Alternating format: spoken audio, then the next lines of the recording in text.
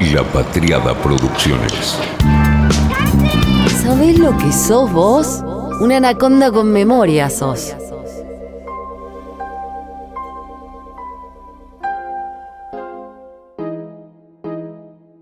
Me ofendí bastante, me indigné, me enojé, sí, no es una pose. Fue como una molestia de, sean respetuosos. Resulta que el restaurante Molusca, acá en la ciudad de Buenos Aires, que es un lugar bastante exclusivo, tiene un postre con helado, el famoso Don Pedro, pero con una característica muy especial. O dos, para quienes algo sabemos o nos gusta. Por un lado, el precio, que es de lo que se habló en los medios. 40.000 pesos vale ese postre, un salario mínimo, más. 40.000 pesos. Helado de crema, nueces, salsa de chocolate. Y acá aparece el segundo dato de quienes nos gusta cuidar lo que nos gusta. El whisky no es cualquiera, es un Hibiki. Hemos hablado del whisky japonés en varios episodios y acá vamos a volver.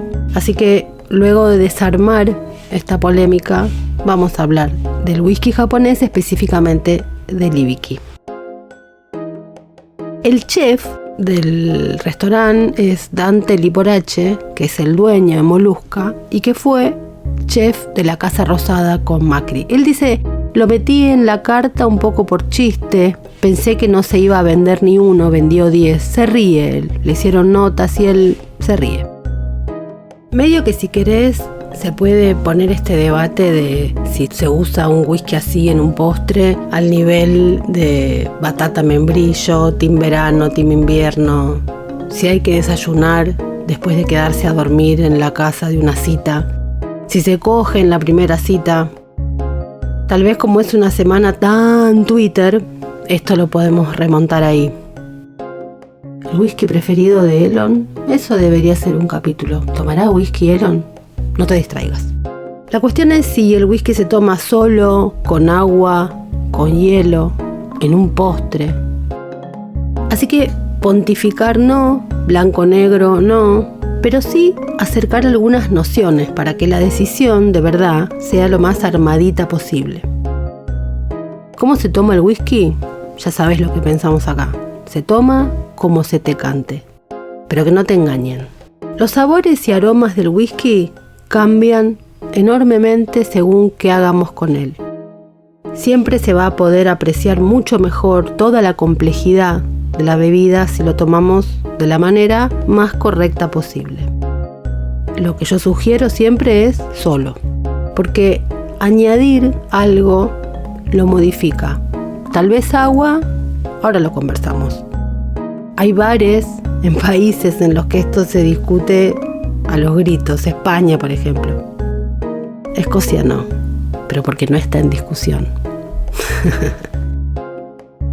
Lo que es cierto es que tomar whisky es una experiencia, además de beberlo, de gustarlo, y lo bueno es que se puede hacer de la forma más auténtica posible, para poder degustar las características originales de la destilería, los matices de la madera de cada barrica, qué es lo que ha pasado en esa maduración, y eso se logra solo o con agua para abrirlo.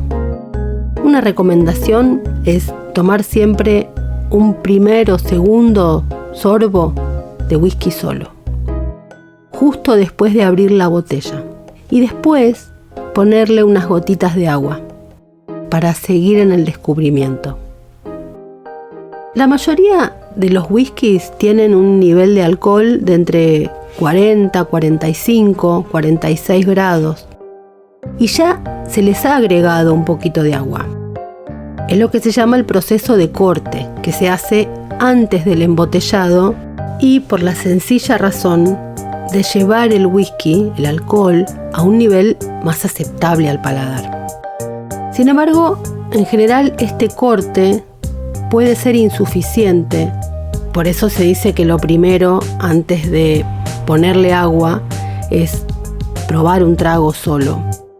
Digo insuficiente para quienes tal vez no están acostumbrados, porque a veces lo que puede pasar es que ese trago duerme el paladar. Entonces ahí sí, lo mejor es agregar unas gotas de agua para abrirlo al whisky, para que aparezcan los otros sabores. Entonces de esa manera uno descubre cosas nuevas, sutiles, que a lo mejor por el impacto primero del alcohol no las habías podido descubrir. Si con los whiskies de entre 40 y 46, 47 grados es necesario hacerlo, imagínate con los de 55, 60. Al probar ese tipo de whisky, seguro que lo primero que te impacte sea el alcohol. Y el alcohol lo que puede hacer es que tapa los otros sabores, incluso algunos muy fuertes como la madera o el ahumado. Pero si el alcohol es muy poderoso, los puede tapar.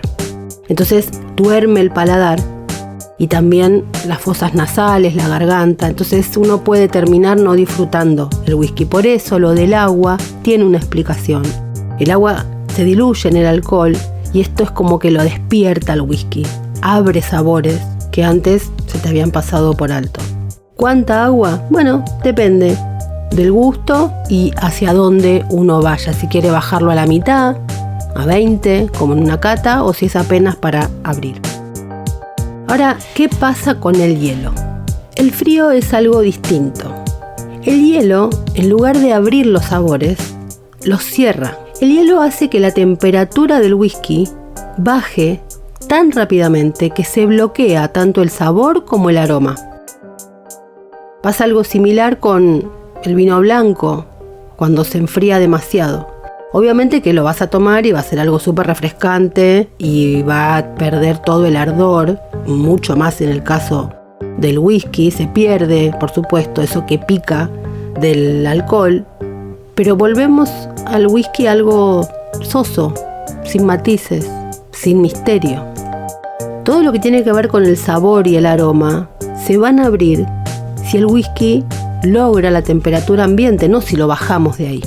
Por eso es que no son efectivos los cubitos de hielo, esos que se lo enfrían sin aguarlo. Porque el problema en lo que se le agrega al whisky está en todo caso en la temperatura de cómo se lo cierra. Y si queremos bajarle la graduación, no es con el frío que lo lograremos, sino con agua. El frío lo corta, el hielo demasiado lo aguachenta. Imagínate, el frío que lo aguachenta. No logras nada de lo que sí logras con el agua o con la temperatura ambiente. Es verdad que, a pesar de todo esto, si alguien quiere tomarse un whisky con hielo, obviamente que es lindo. Incluso hay aventuras, por ejemplo, cuando uno viaja a algunos lugares del sur, o vas al Perito Moreno, o algún otro lugar que tenga hielo, y obviamente uno toma un vaso con un whisky de ese hielo, porque es de deshielo. En fin, todo el chiste, la historia, la diversión, los agregados que uno puede... Por supuesto, y si te gusta con hielo, lo tomas con hielo. El tema acá no es una guerra contra el hielo, es contra los mentirosos. Además, las destilerías entienden esto y por eso es que fabrican whiskies pensados para cada ocasión. Para los tragos, por ejemplo, hay whiskies pensados para eso. Entonces, empezás a ver que hay mucho verso en este postre y en toda esta industria. Nosotros siempre acá defendemos la idea de que cada uno, insisto, tome el whisky como más le guste, pero no cualquiera, porque hay diferentes tipos y están destilados para cada circunstancia y para cada paladar. Lo que se le va a agregar que sea la decisión tomada sabiendo todo esto. ¿Cómo vas a renunciar a un cóctel, a un old fashion o a un whisky on the rocks si te gusta en un día de mucho calor? Pero bueno, no le vas a poner hielo a una malta cuya característica está en la maduración, para cortar esa maduración, o a un ahumado, por ejemplo. Insisto, no hay algo correcto y algo incorrecto.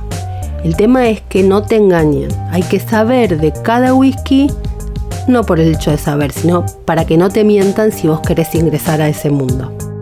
Además, cuando lo empezás a tomar solo y te van guiando, como nos pasó a todos, empezás a conocer las entrañas de esa bebida. Se abre otra puerta, se habilitan una cantidad de momentos sensoriales que no teníamos habilitados. O sea, cada uno lo disfruta como quiere, pero el que dice que porque sabe, elige pagar 40.000 pesos un postre con ese whisky caro es un tilingo, porque en ese postre el whisky caro desaparece por completo. O sea, no está pagando ese whisky, está pagando que lo vean tomar y pagar ese whisky.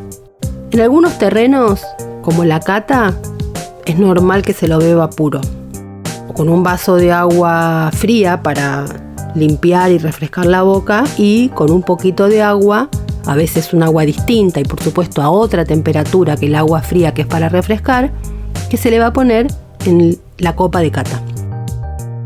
En Escocia, ¿cómo se toma el whisky puro, sin hielo? Bueno, pero eso tiene una explicación. Es un país con inviernos largos, fríos, 300 días de lluvia por año, y el whisky entonces no necesita ser enfriado. Es más, así, a temperatura ambiente en Escocia y sin hielo, te levanta el cuerpo porque tu cuerpo está mucho más frío que esa bebida que también no está caliente. Ahora, ¿qué pasa en países o en momentos donde tenés 25, 30, 35, 40 grados? Bueno, tal vez la temperatura ambiente no favorezca tanto. No sé, pero son cosas para ir pensando. De todas maneras, no me termina de convencer la idea de que es para determinada ocasión. Yo soy de las que piensa que el whisky es una bebida que va a toda hora y en toda estación. Por eso la quiero tanto. Lo que pasa es que es verdad que un whisky debe mantenerse siempre fresco. No frío, sino lejos del sol, de los lugares de calor, en sus cajas, para que la luz no lo dañe. Y los añejos, bueno, beberlos sin que sea puro es medio un pecado. Por ejemplo, el Hibiki, que es este whisky que usaron para este postre. Si se cuidó la temperatura del whisky, enfriar el paladar no tiene ningún sentido. Además, este tipo de destilados tienen los sabores propios de la maduración y del alcohol. Entonces, ¿por qué tomas esto si querés evitar justamente esto? Y sobre el frío y el hielo específico, una cuestión. Si lo vas a tomar con hielo, que sea con hielos grandes. Muchos creen que llenar un vaso con hielos chiquititos es mejor. Absolutamente falso. No hay que dejar que el hielo se derrita en el whisky, porque, como dijimos hace un ratito, eso es frío y mucha agua. Entonces, en todo caso, lo que hay que hacer es agarrar los hielos más grandes, macizos, porque el placer está en tomar whisky, no en tomar agua. Hay algunos accesorios, de los que se habla bastante. Las piedras del whisky, que lo que dicen es que buscan precisamente eso, es decir, enfriar sin aguachentar. Pero, ¿es realmente bueno eso? Hace 10, 15 años que empezaron a hacerse populares estas piedras de whisky. Tienen forma de cubos chiquitos y están hechos de astiatita o de roca de jabón no poroso, que lo que en teoría sucede con este tipo de materiales es que no afectan el sabor y el aroma del whisky. Antes de ponerlas en el vaso, por supuesto, tienen que estar congeladas. Ahora, ¿qué pasa? Cuando uno los mete en el vaso, la temperatura no se mantiene, porque al ratito, media hora, que para tomar un whisky es muy poco tiempo, pensemos que una copa se supone que te dura hora, hora y media, porque estás con eso dándole vueltas en el paladar, no te lo tomás como un shot de vodka. Entonces, al poquito tiempo, ya habían logrado la temperatura ambiente. Por lo tanto, no te permiten enfriar el whisky. Entonces, ¿para qué las queríamos? El proceso de enfriamiento de cualquier bebida implica transferir el calor de la bebida al objeto, el hielo o en este caso las piedras.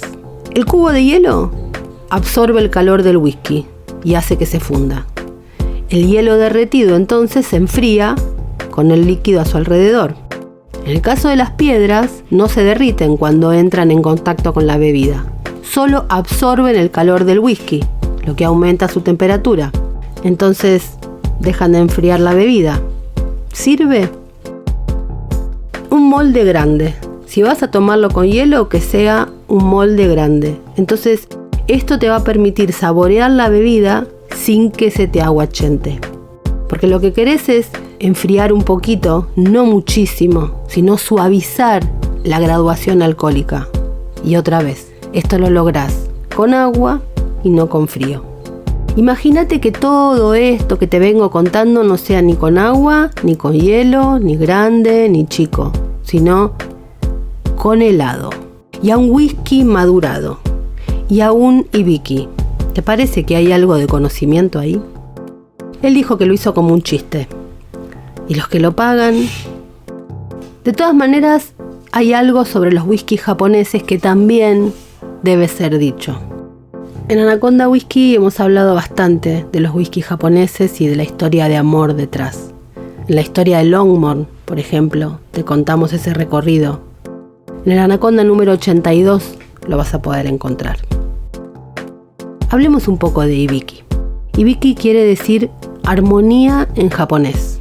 Nació en 1989 para celebrar los 90 años de Suntory Whisky. En 1987, el maestro mezclador, el Master Distiller, Keizo Saji, decidió desarrollar un whisky mezclado para reflejar la sofisticación de las técnicas de Suntory. El Master Blender, Koichi Inatomi, probó whiskies de Malta añejados, de 1 millón de barricas de Suntory. Saji e Inatomi encontraron así el sabor mezclando 30 distintivos whiskies de malta y grano suaves. Hibiki es el resultado de ese proceso.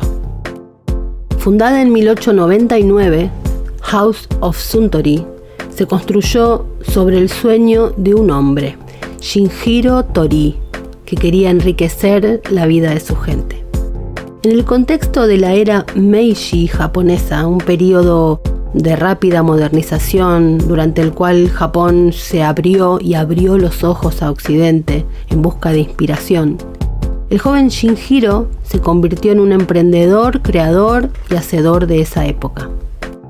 Era un enamorado de la sofisticación de los vinos y los licores occidentales, su profundidad, la riqueza cultural que implicaban los rituales. Todo eso inspiró a Shinjiro y se propuso presentar esa cultura al pueblo japonés a través de la venta de vinos occidentales. Pero mientras Shinjiro trabajaba para educar y desarrollar el aprecio de su gente por los vinos occidentales, se encontró con un enorme desafío. Shinjiro enfrentó este desafío creando algo único. En lugar de depender de vinos ya existentes, aprendió a mezclar vinos para crear un perfil de sabor adaptado al sutil paladar japonés. Fue mezclando de modo obsesivo y superponiendo aromas y sabores, y ahí cultivó sus habilidades como artesano de licores. El resultado, un vino de Oporto Akadama. Luego fue nombrado como Akadama Sweet Wine en 1973. Un vino fortificado elaborado con vino español. El lanzamiento de Akadama Port Wine fue con una icónica publicidad en 1907 y marcó el primer éxito de Shinjiro Torii, pero quiso más. No quería solamente mezclar licores importados, sino desarrollar bebidas espirituosas propias de Japón, para y hecha por su gente. Shinjiro soñaba con crear un whisky japonés auténtico que se convertiría en un punto de inflexión para la casa de Suntory. Para hacer realidad ese sueño, inició la construcción de la primera destilería de whisky de Malta de Japón, en Yamazaki, en las afueras de Kioto, en 1923. Inspirado por las riquezas de la naturaleza japonesa, eligió la región por su reputadísima agua blanda, por su clima único y por sus distintas estaciones, lo que obviamente ayudaría a darle un carácter distintivo y japonés a los whiskies de Suntory. En 1937, Shinjiro lanzó Suntory Whisky, el primer whisky japonés auténtico e indiscutiblemente el más exitoso.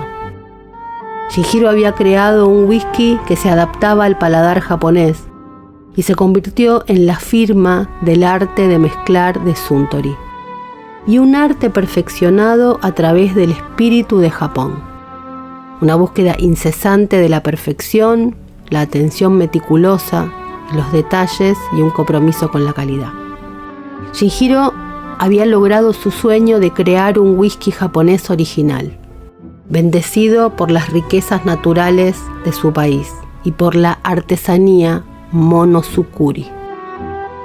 Hoy, el whisky Suntory es el buque insignia de House of Suntory. Pese a que Shinjiro es más conocido por su creación de whisky japonés, también aplicó su espíritu de retador y la artesanía Monosukuri para producir este tipo de bebidas. Esa pasión es la que sentó las bases para la casa de Suntory y su legado. La familia impulsó continuamente la visión de Shinjiro con el mismo espíritu desafiante y aplicaba lo que llamaban la filosofía de Yate Minahare, ir adelante, para desafiar las convenciones del mercado e introducir licores innovadores de calidad para el mundo. Hoy esta sigue siendo la misión de su nieto Shingo Tori. La casa de Suntory ahora representa una casa no solo de whisky, sino de la cultura japonesa. Una experiencia cultural, un peregrinaje a Japón a través de las botellas.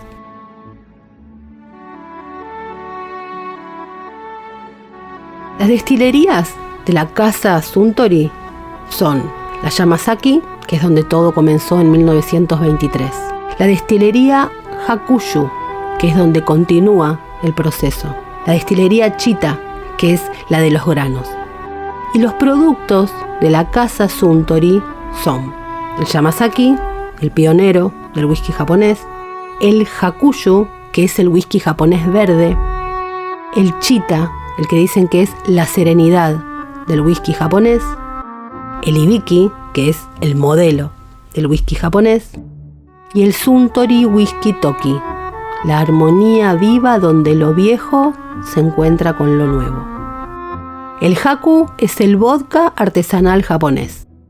Y tenemos el Roku, que es la ginebra artesanal japonesa. Al whisky Hibiki le dicen Kansen, por ser un whisky completo, el modelo del whisky japonés, que es una mezcla armoniosa de muchísimos whiskies de malta y de grano que se mezclan con esta precisión japonesa. Seductor, de flores, tiene un misterio y es, diría que, la marca en el mundo de la casa Suntory.